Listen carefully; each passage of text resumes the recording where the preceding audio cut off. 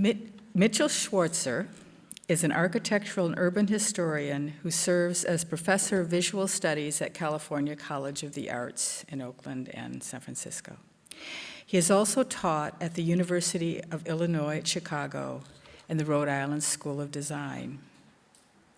Mitchell edited Design Book Review from 1999 to 2001, and his own books include Architecture of the San Francisco Bay Area, History and Guide. I learned a lot just from talking to Mitchell about the forum and what he might talk about, so I'm very much looking forward to what he has to say. Mitchell Schwarzer, welcome.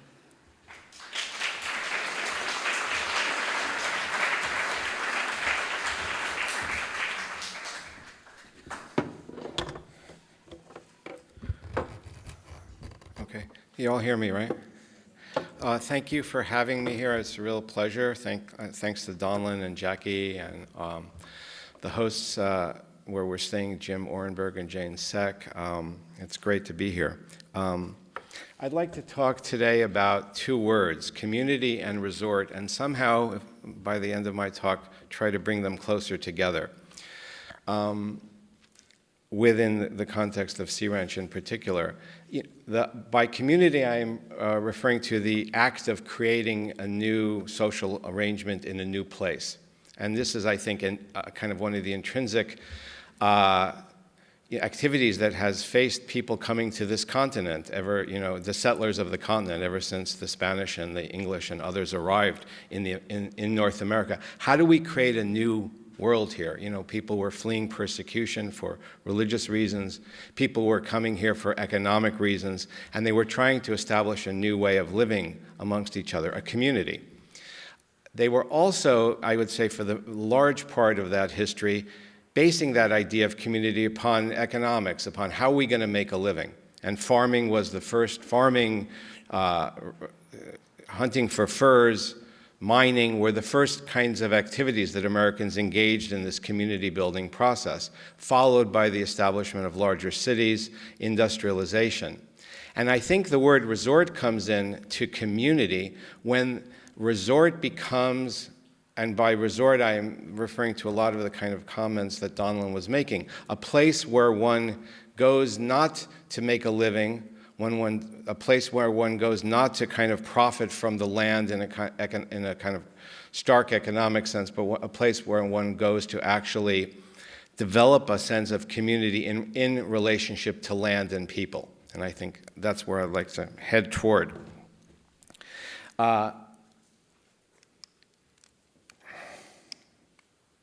In starting off, I just wanted to say, I was thinking, how am I going to approach this topic? And I looked at various angles. One angle was history, to look at the region and the history of the region as it developed during the late 19th and 20th century as an agricultural zone and as a place of farming and development of barns and the like. Another angle I thought of was to look back to the contemporary period when Sea Ranch was being planned, the environment of the counterculture in Northern California. This is a shot of the Morning Star commune in Sonoma County and the Wheeler Ranch, another commune established in Sonoma County, both a little bit after Sea Ranch, but they were being planned through the middle 1960s. I also thought about looking at Sea Ranch through an architectural community and a place where this is the Weissenhof architectural demonstration housing in Stuttgart, Germany, that was built in the 1920s. And most of your famous modernist architects have, there's a Le Corbusier, there's a Gropius, there's a Mies, etc. This was a place to bring architects together to establish a sense of architectural community through the development of new creative ideas in design. And then I looked at a complex that postdates Sea Ranch by a few years, which is Seaside in Florida. And this kind of is more of the focus that I'd like to talk about, the background to places like Sea Ranch and to places like Seaside, which is the resort angle. Okay? And Seaside is obviously it developed during the 1980s. A lot different than Sea Ranch, a much smaller site, a very different set of landforms, but at the same time, some very strong similarities.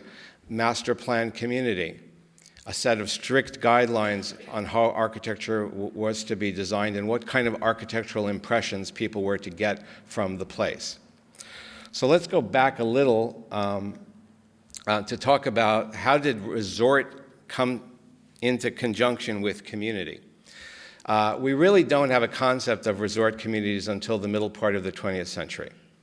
And this is a photograph of a famous resort hotel in California, it's the Del Monte Hotel. It's no longer there. It was down by Monterey. It was one, like the Coronado Hotel in San Diego. It was part of 1880s, part of the era of building grand hotels. This hotel, contained outside of it a racetrack, a polo field, a golf course, manicured gardens, a whole set of activities. And the resort hotel, I think, is the kind of genesis for the resort community, because resort hotels were places people went, often for long periods of time, sometimes for weeks, sometimes for months, and where they engaged in activities that were distinct from their everyday lives. They learned how to resort or recreate. And at a place like this in the 19th century, recreating meant getting dressed up for 4 o'clock tea. It meant going to formal dinners. It meant taking walks, through the gardens. And then it meant an escalating number of activities, like watching horses run and making bets on them, and swimming and golfing and the like. The resort hotel is the outgrowth of hotels in resort areas that started all the way back in the late 18th century and really developed through the 19th century. First, not to recreate. The reason people went originally to resort hotels was to actually go to improve your health, it was a hygienic idea that if you were in a place with great wind and good air, you would get healthier. That if you're in a place with mineral waters, you could get healthier. So the origins of the idea, and I think this will actually turn around to Sea Ranch somewhat, were very much connected to the idea of bettering oneself through a healthy atmosphere that could only be obtained in rural areas. So that was the original impetus. By the time you get to the late 19th century, these places are getting much more complex. And another big development has happened in the early 19th century, which I think is fundamental for Sea Ranch. The Romantic movement in both Germany and particularly in England, where for the first time there's a desire now to go to natural places as a way of uplifting oneself. That by going to the mountains and climbing into the snow zone, you can actually realize new aspects of your humanity. By going deep into caves, by hiking through forests. And this is what the Romantics were doing through the late 18th and early part of the 19th century. They were developing a rapport with nature, and in particular, they really developed the kind of criteria or the aesthetics of what does it mean to look at a view and enjoy a view and contemplate a landscape. These are things people really never did before or thought about before. I would say during that whole period of community building in America, from agriculture into industry, land is really seen as something you make your living from, you profit from, but you don't contemplate it in a kind of disinterested way. It took the development of Romantic aesthetics to give us a sense of, wow, we can actually develop ourselves as humans by contemplating the land in a new kind of way. Another real big aspect, around the middle part of the 20th century, there's a couple of developments, I think, that start to coalesce that take the resort hotel into the resort community. One is a general increase in affluence. The United States enjoys an amazing affluence after the Second World War. To give you one example, 40% of the world economy was in the United States in 1945. 40%, because all the other major countries had been, industrial powers had basically been destroyed or totally fatigued by the war. So there's this incredible wealth. Now we're down to 20%, by the way, about 19 or 20. So it accounts for a lot of the transitions that have happened since the war. But this is an extremely wealthy country and people are having more money, they're having more leisure, desire for non-work activities, and they also have the means to get to them because we're building highways, like we never did before after the Second World War, ways to get to nature. The way in the 19th century you would have gotten to nature by rail. Now you can get to nature by automobile. And this is a shot of Hawaii, the Kaanapali Beach, that was the whole stretch, 2.5-mile stretch of beach coast on the island of Maui was taken by a single company and designed as a series of resort hotels. This is still a resort hotel, but I show the image because these were resort hotels that were designed from a master plan. They were each had the same, about a 10-acre lot, so there are about 12 10-acre lots arranged along the beach, and each of them designed all of their improvements and services, the hotel, the rapport with the beach, in a kind of coordinated fashion. So what you get after the Second World War and by the 1950s and afterward is the coming together of this possibility, well, we can get to these places by air travel, by automotive travel, and because of the affluence, you get a new phenomenon, middle-class ownership of second homes, which was really minuscule up until this point. And it goes from some 150,000 Americans owned second homes, in the 1920s, to 2.5 million, 3 million by the 70s and 1980s. So second home ownership becomes a phenomenon in America, and the confluence of the hotel and second home ownership develop, I think, the key ingredients for what becomes a resort community. One of the first important resort communities is the Pines Plantation in South Carolina, which is a similar size. I think it's about 4,200 acres in South Carolina. Built a single company like Oceanic, took the property, developed a master plan, and created here you can see there's a town center and marina. It's built on the coastline, so there was an attention to protecting the coastline and not building houses right on the coastline at Sea Pines. They did, however, build a golf course right on the coastline, so it's a little bit different. But here's a view of the planning, and the idea was to take the entire site and preserve most of it as nature, to cluster the houses in certain zones, to create that town center and marina, to have the golf course wrap mostly away from the water, and preserve large areas of marshes and forest land within the community. So this is a place that it contains actually, there is lodging, but it's mostly second homes, condominiums, and single-family homes, 1958. So it's a little bit earlier than Sea Ranch. And what I wanted to talk about in a little more depth were two communities in particular, in California. This is this is leading up to that. This is the Smoke Tree Ranch down it's in Palm Springs, 1938. And it's it's a planned community of homes, single-family homes, on about, I think it's about 80 acres. And one of the guidelines, there's a set of design guidelines that you had to build your homes within a desert landscape, that you couldn't just eradicate the desert landscape and put in a different landscape, that you would want to live in the landscape as it had existed for a long time. Walt Disney had a home here and a lot of other celebrities. It became a kind of a famous resort. And it led up to one of the two, what I think, critical predecessors of Sea Ranch.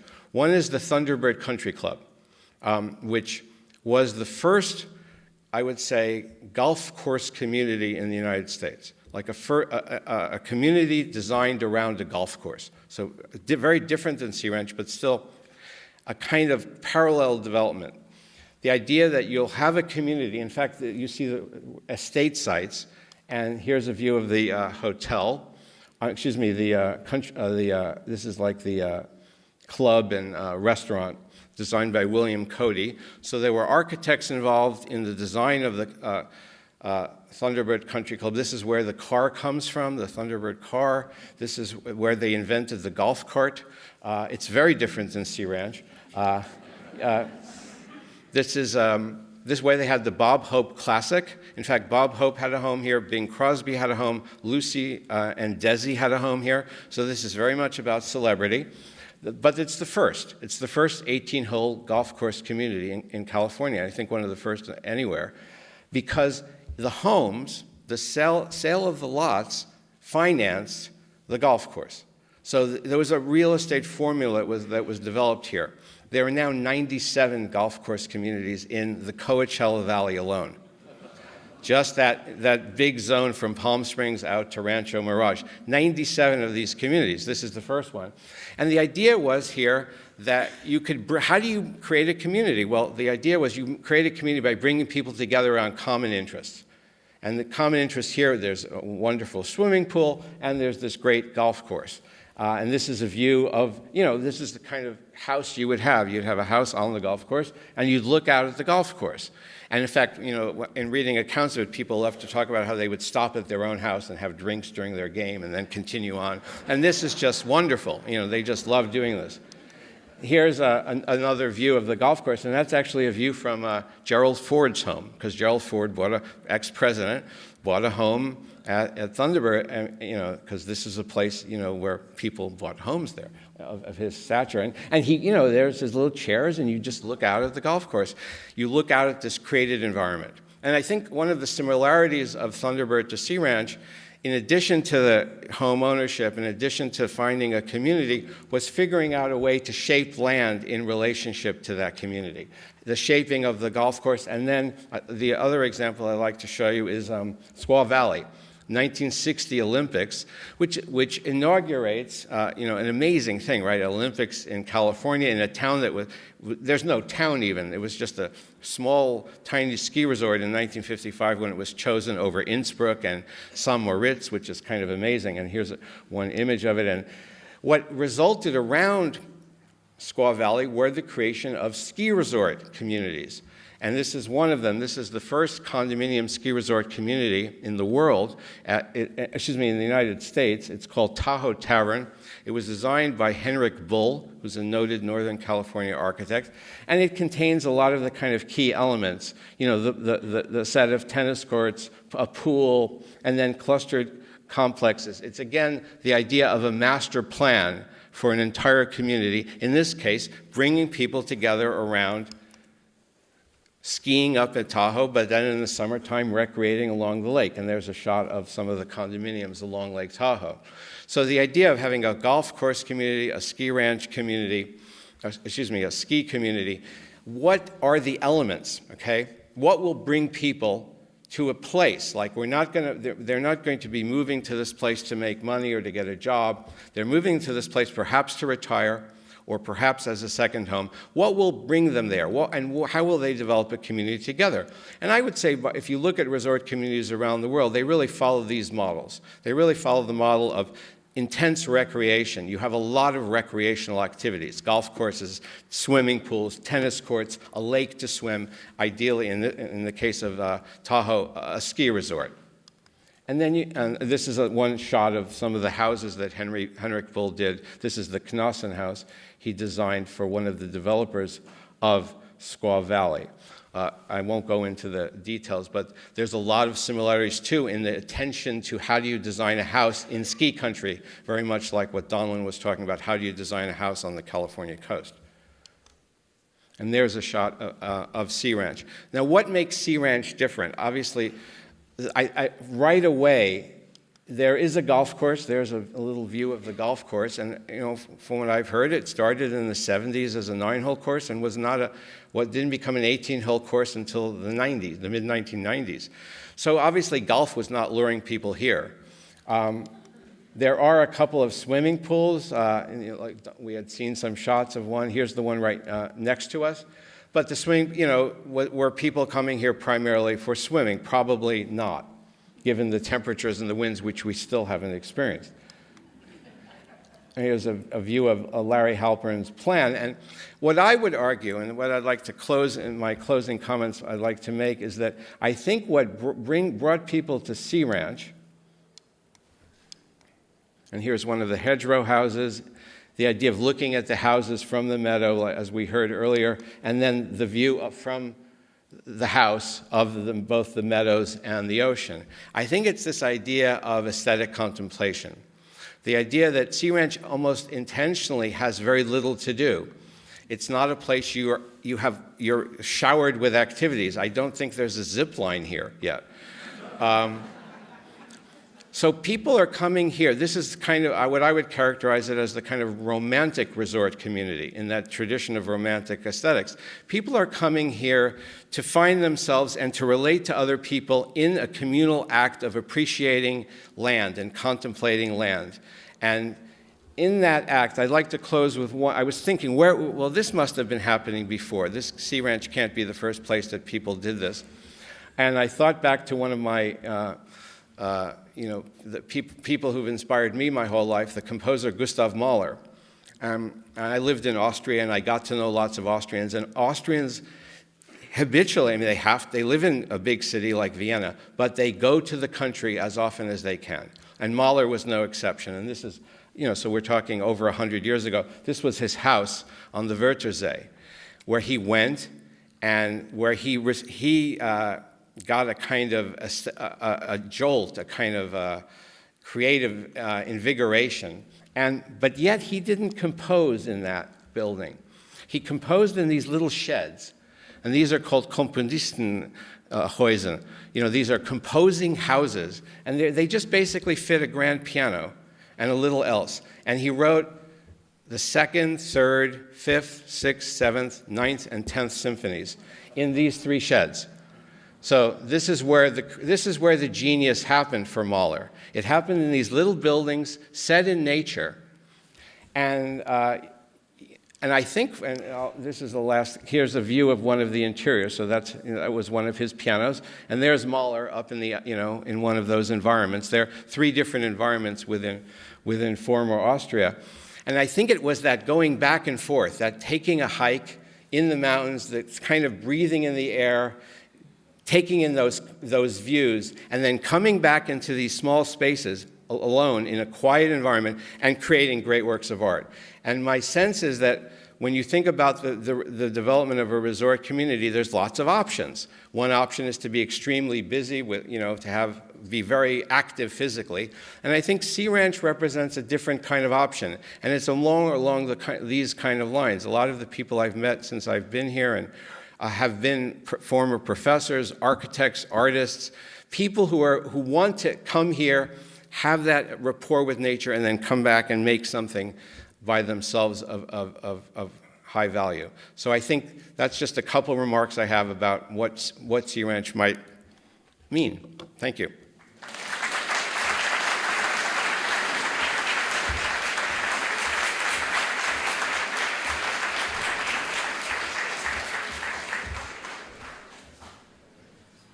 Thank you, Mitchell.